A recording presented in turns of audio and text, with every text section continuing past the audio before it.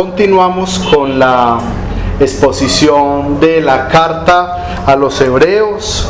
Hoy vamos a estar meditando en el capítulo 7 de esta carta. Recuerden que venimos en orden, entonces los animo a que puedan leer la carta nuevamente, escuchar las predicaciones que hemos tenido y por supuesto las que vamos a estar teniendo en nuestro canal de YouTube. Quisiera primero comenzar pidiéndoles que en una o dos palabras ustedes me digan qué sienten cuando alguien les sirve de intermediario. Si algunos de pronto han tenido que hacer vueltas en el tránsito, en un banco, en una EPS, y si de pronto ustedes tienen, como llamamos nosotros, una flecha, un contacto, un conocido que vaya y les haga esa vuelta. ¿Alguno ha tenido una experiencia así? Agradecimiento, profundo agradecimiento. A mí me gustaría que alguien me llevara el carro a la técnica mecánica. Qué alivio. Alivio. Qué alivio. Tener como alguien así una fecha o la 12 como llaman ahí, eso se siente como muy bien. Pues normalmente yo creo que eso alimenta mucho como el ego, uy, que yo la tengo, o sea, el beneficio que muchos no tienen. Beneficio. Todo esto hace los intermediarios. Ya se me va a tirar la predicación mi esposa. ¿Por qué te sientes mal? Por una parte muy chévere, todo lo que han dicho, que no se evita esas colas de tiempo, y a veces uno no tiene, pues porque las vueltas normalmente son de 7 a 5, que es la horario de haciendo trabajo. Sí. Pero en el fondo yo también me siento mal porque yo veía esa gente haya sido feliz. Esa es la otra cara de la moneda. Precisamente de esa cara es la que no quiero que hablemos hoy, sino de la otra cara. Pero es verdad, pero pongámoslo pues digamos que hay intermediarios que tienen eso como trabajo. Sí, eso iba a decir. Y hay cosas que uno no sabía hacer. Por ejemplo, cuando yo fui a vender un carro, a mí me dijeron, es que, bueno, si aquí está la cinta, es que tráigame la placa. Y yo, pero ¿qué es la placa? Me dijo, no, te tenés que meter debajo del carro, ahí en una cosa. El pronto. Y yo dije, pero ¿qué? Yo me voy a poner a hacer eso ahora. Y ni sé dónde, ni sabía que eso lo tenía el carro. Y entonces el intermediario conoce, ¿cierto? El intermediario sabe lo que está haciendo. Y aunque digamos que tiene, como mi esposa lo ha dicho, una parte negativa, si se quiere, tenemos que decir que en términos generales nos trae un beneficio, una alegría, un descanso cuando son ellos los que se ocupan de cosas que deberíamos ocuparnos nosotros y sobre todo pues que lo hacen bien. Con esta idea del intermediario quiero que leamos el texto que nos corresponde esta mañana y abramos la palabra en Hebreos capítulo 7. Hebreos capítulo 7.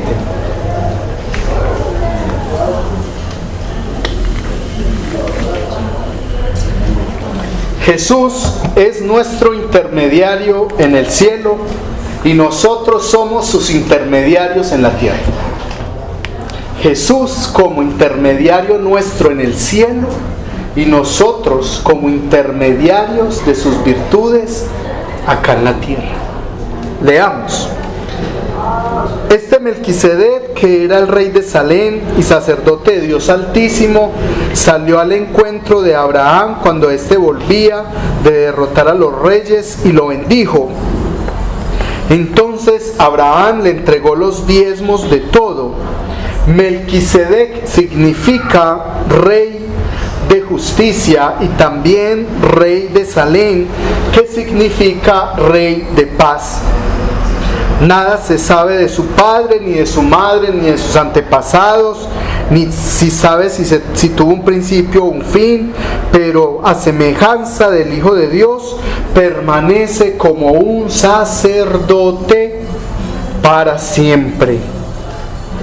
Ustedes pueden ver entonces su grandeza, pues el mismo patriarca Abraham le dio los diezmos de su botín. Ahora bien, según la ley, los descendientes de Leví que reciben el sacerdocio tienen el derecho de tomar los diezmos del pueblo, es decir, de sus propios hermanos, aun cuando estos sean también descendientes de Abraham. Pero Melquisedec, aunque no era descendiente de Leví, tomó de Abraham los diezmos y lo bendijo. Bendijo al que tenía las promesas. Y nadie puede negar que el que bendice es superior al que recibe la bendición. En este caso, los que reciben los diezmos son simples hombres, pero en aquel lo recibe Melquisedec, de quien se da testimonio de que vive. Y hasta ahora podría decirse que Leví, que ahora recibe los diezmos, en aquel tiempo los pagó por medio de Abraham, pues Leví ya estaba presente en su antepasado Abraham cuando Melquisedec le salió al encuentro. Si la perfección se alcanzara mediante el sacerdocio levítico, ya que bajo este el pueblo recibió la ley, ¿qué necesidad habría de que aún se levantara otro sacerdote según el orden de Melquisedec y no según el orden de Aarón? Porque al cambiar el sacerdocio, escuchen muy bien, también se tiene que cambiar la ley. La ley. Pero nuestro Señor, de quien la Escritura dice esto, era de otra tribu de la cual nadie sirvió en el altar. Es bien sabido que nuestro Señor procedía de la tribu de Judá, acerca de la cual Moisés no dijo nada en relación al sacerdocio. Esto resulta más evidente si el nuevo sacerdote que se levanta es alguien semejante a Melquisedec, quien no llegó a ser sacerdote por ceñirse a una ley meramente humana, sino por el poder de una vida indestructible. Pues de él se hace constar: tú eres sacerdote para siempre. Están hablando de Jesús, según el orden de Melquisedec. De modo que el mandamiento anterior queda anulado por resultar endeble e inútil, ya que la ley no perfeccionó nada, y en su lugar tenemos una esperanza mejor por la cual nos acercamos a Dios. Además, esto no se hizo sin un juramento. Los otros sacerdotes fueron nombrados sin juramento, están hablando del sacerdocio de Leví, pero este fue nombrado por el juramento de aquel que dijo: el Señor lo ha jurado y no se arrepentirá. Tú eres sacerdote para siempre, según el orden de Melquisedec. Por lo tanto, es Jesús quien garantiza un pacto mejor. Ahora bien, los otros sacerdotes fueron muchos porque la muerte les impedía continuar. Pero Jesús tiene un sacerdocio inmutable, porque permanece para siempre. Por eso también puede salvar para siempre a los que por medio de él se acercan a Dios, ya que vive siempre para interceder por ellos. Jesús es el sumo sacerdote que necesitábamos tener: santo, inocente, sin mancha, apartado de los pecadores y exaltado por encima de los cielos. No es como los otros sumos sacerdotes que diariamente tienen que ofrecer sacrificio, primero por sus propios pecados y luego por los del pueblo. Jesús hizo esto una sola vez y para siempre, cuando se ofreció a sí mismo.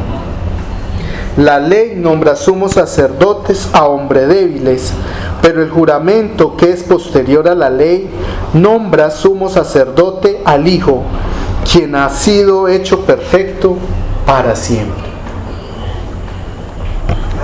De este texto uno pudiera tener por lo menos 4 o 5 enseñanzas, pero vamos a tratar de recoger este texto en la figura de Jesús como un intermediario en el cielo, y cómo esa obra que hace Jesús en el cielo tiene implicaciones para nosotros hoy.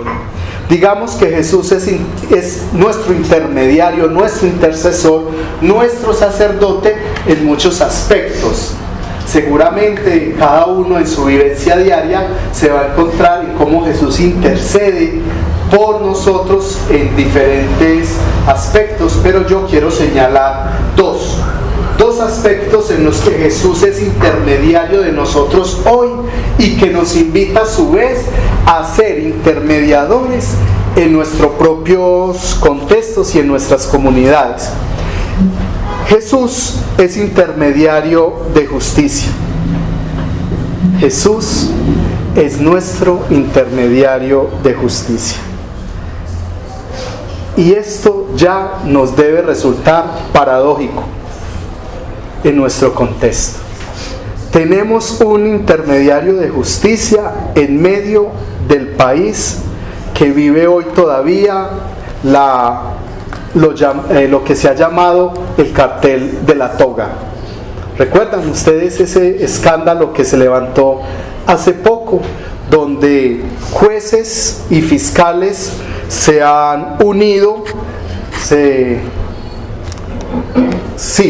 han dejado sobornar unos a otros para manipular casos judiciales de gente muy importante, muy influyente en nuestro país?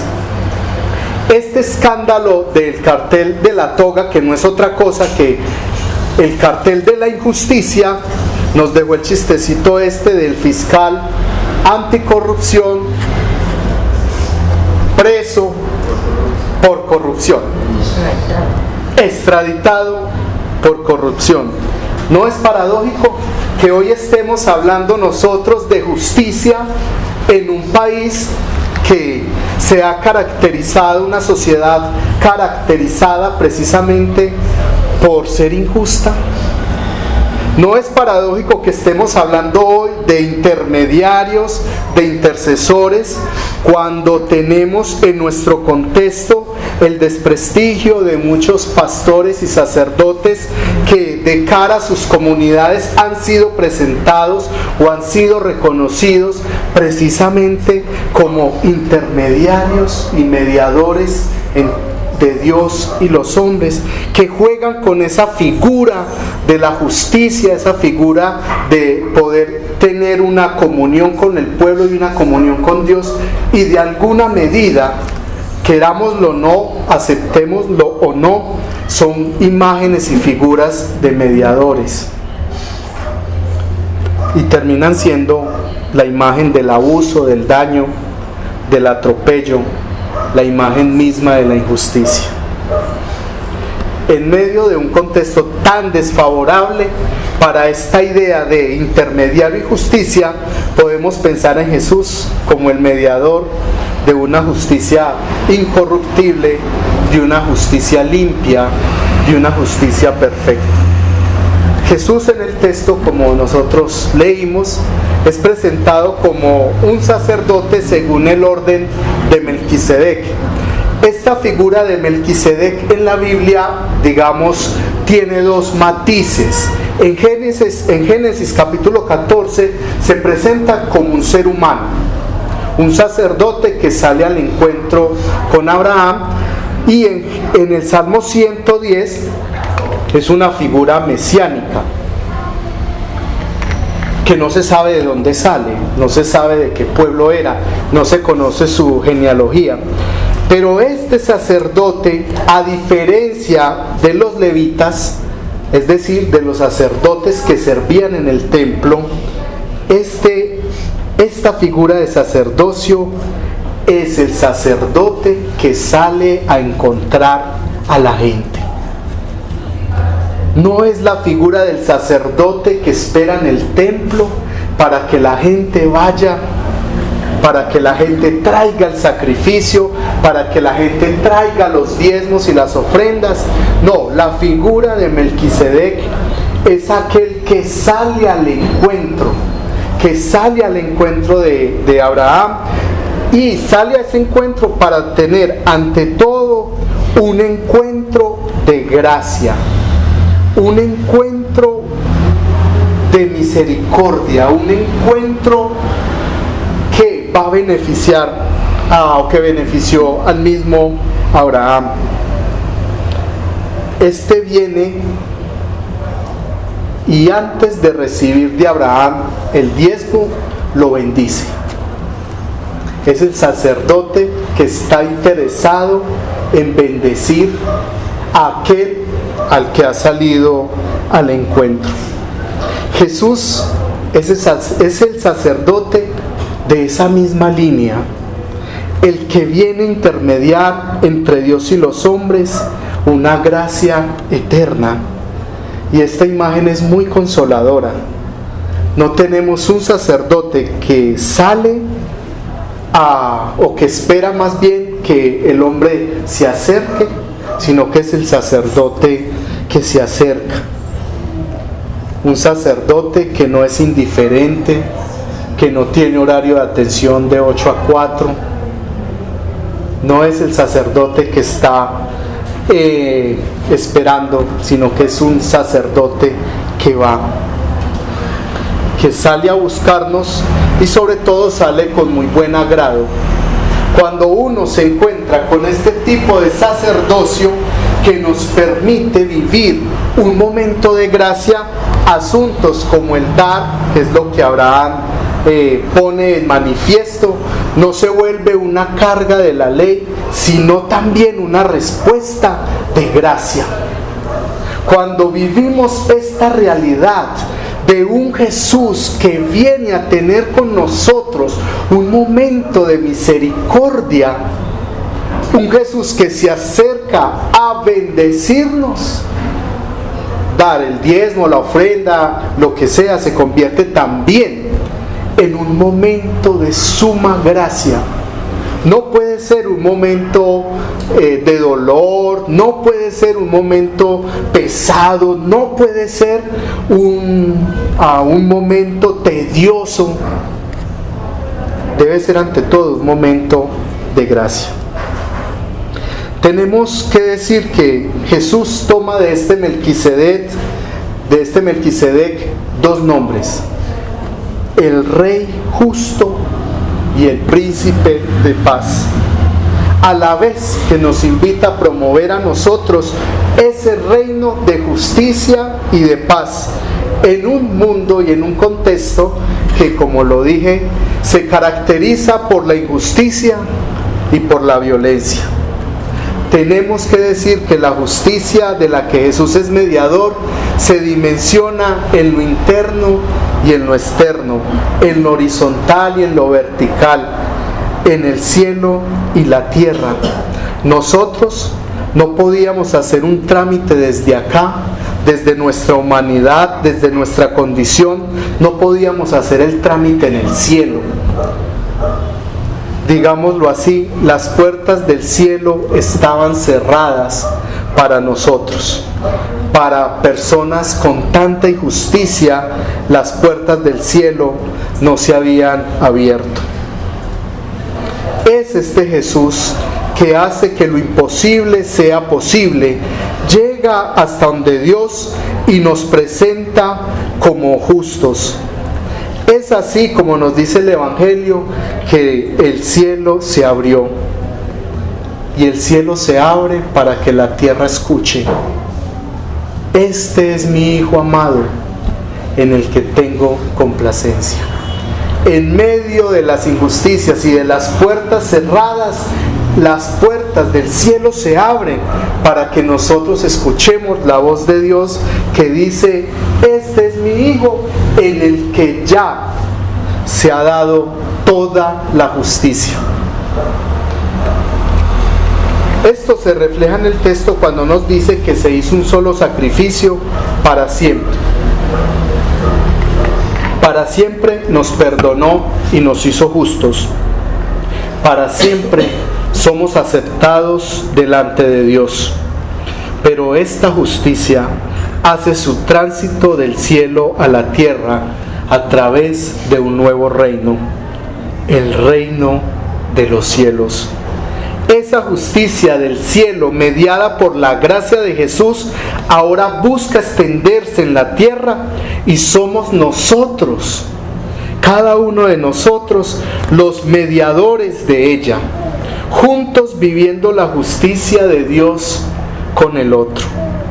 Esta justicia refleja la santidad compasiva de Dios.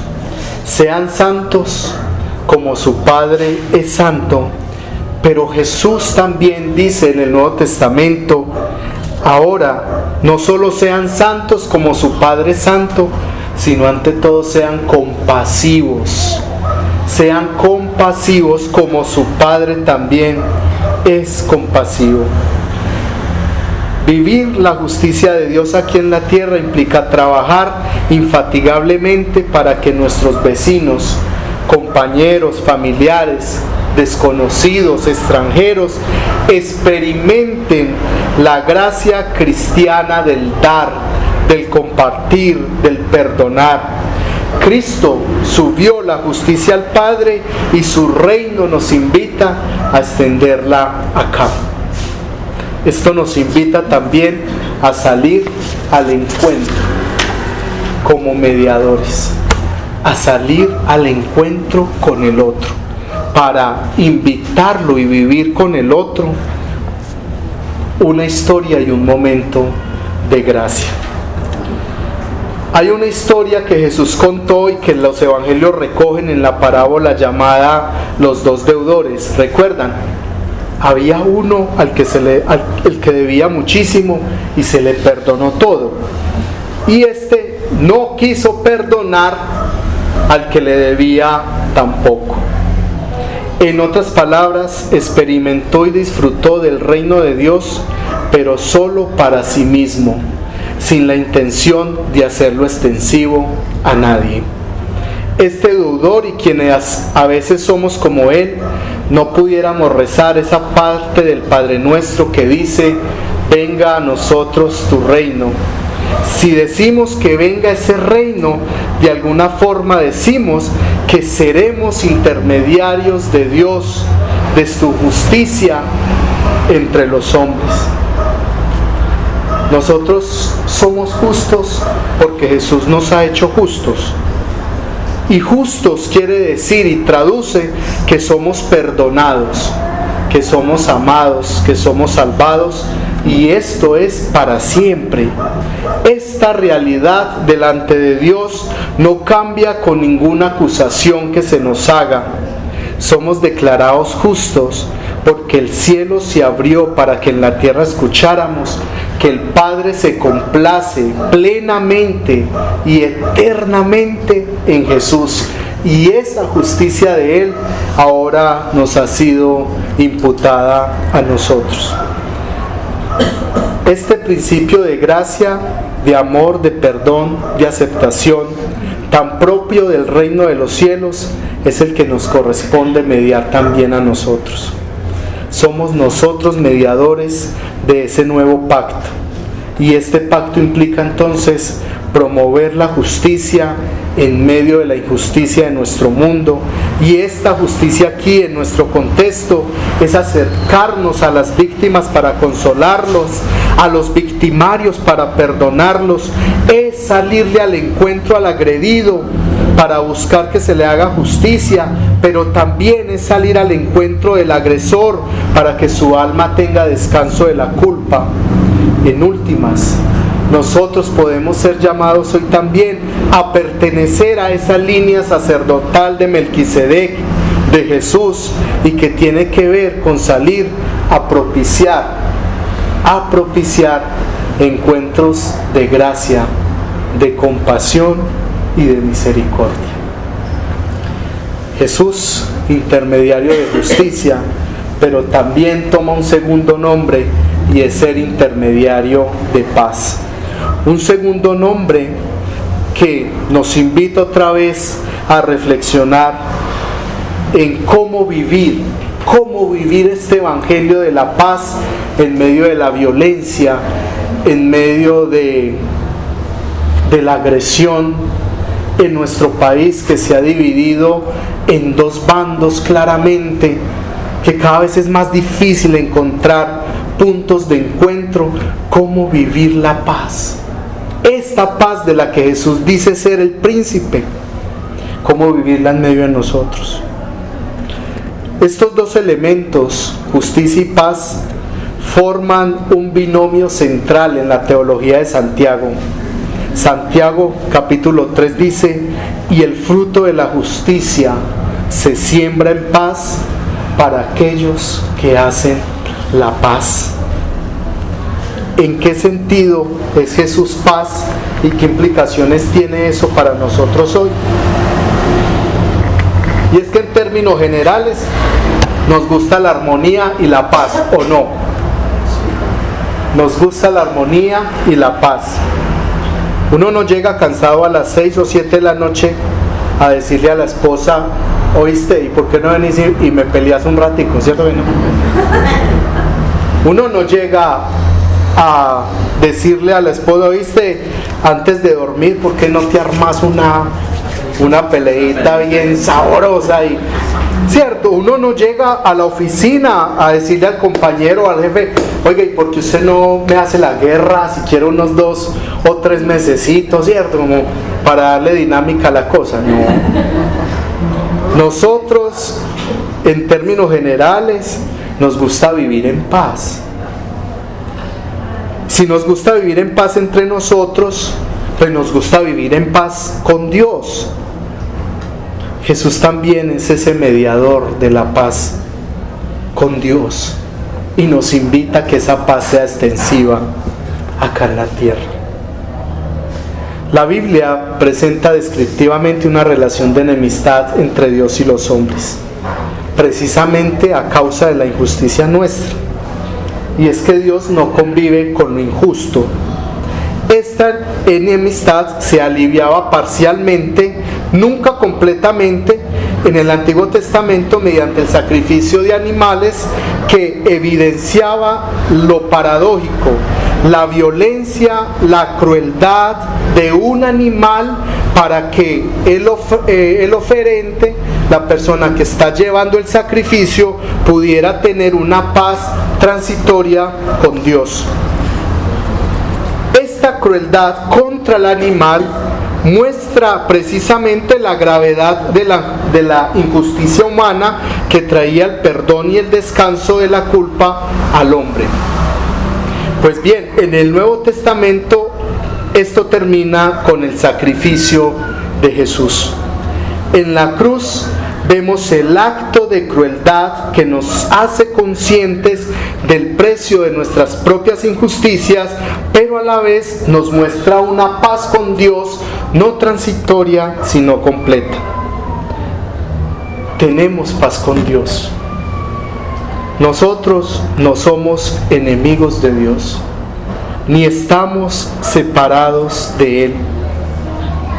Como dice Efesios, entremos a la presencia de Dios no con temor, no con miedo, sino con confianza. Y esto se recoge con mucha más claridad en los evangelios, cuando Jesús, acercándose a personas que estaban enemistadas con Dios, lo primero que les dice es: no tengan miedo, no tengan miedo, porque Él es precisamente el príncipe de paz. Es la paz que nos permite la reconciliación con Dios. Y no me digan ustedes que no necesitamos aprender de este Jesús estos dos elementos: la paz y la reconciliación, en un país de 50 años de guerra, donde cada vez pareciera que nos estuviéramos alejando más los unos de los otros. El lunes pasado estaba dictando el seminario de Santiago y surgió una pregunta: ¿Dónde nos estamos encontrando como iglesia? En un país que se ha politizado el cristianismo y se ha polarizado. ¿Cuál va a ser el punto de encuentro de la iglesia en nuestro país? Y me atrevería a contestar que el punto de encuentro de la iglesia en este conflicto polarizante va a ser en convertirse la iglesia en un agente de reconciliación, no de división. Llegar a puntos donde vamos a necesitar ser agentes de reconciliación. Este Jesús que permite la paz y la reconciliación con su Padre es el Jesús, y le pedí permiso a Pachito para citarlo, es con el que se encontró el papá de nuestro hermano Pachito, que fue enterrado esta semana, y que nos lo predicó con tanta sensibilidad su hermano el martes pasado. Yuris estuvo el martes en la predicación. Nos decía el hermano de Pachito: mi papá terminó bien, terminó sus días, su vida en paz, con todos y con todo. Principalmente vivió la paz que le dio el Señor. Vivió la paz de entender y de aceptar que sus pecados fueron perdonados, que su pasado fue irrelevante o es irrelevante cuando se está ante el trono de la gracia, que sus injusticias que pudo haber cometido a lo largo de su vida fueron cubiertas por la justicia del Salvador. Decía el hermano de Pachito: mi papá terminó bien. A mí nunca se me va a olvidar eso. Mi papá terminó bien, y terminó bien porque pudo bajar esa paz que tenía en el cielo y compartirla con quienes estaban a su lado.